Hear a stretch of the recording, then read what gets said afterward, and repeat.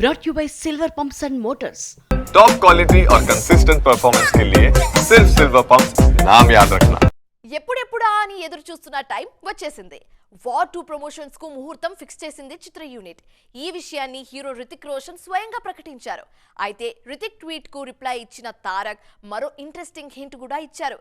ఏంటా హింట్ అనుకుంటున్నారా? అయితే ఈ స్టోరీ చూడాల్సిందే. Young tiger NTR, Bollywood star hero Hrithik Roshan lead roles లో తెరకెక్కుతున్న యాక్షన్ మూవీ వార్ 2. గతంలో హృతిక్, టైగర్ హీరోలుగా తెరకెక్కిన వార్ కు సీక్వెల్ గా ఈ సినిమాను రూపొందిస్తున్నారు. బ్రహ్మాస్త్ర మూవీతో పాన్ ఇండియా బ్లాక్ బస్టర్ అందుకున్న అయన్ ముఖర్జీ దర్శకుడు.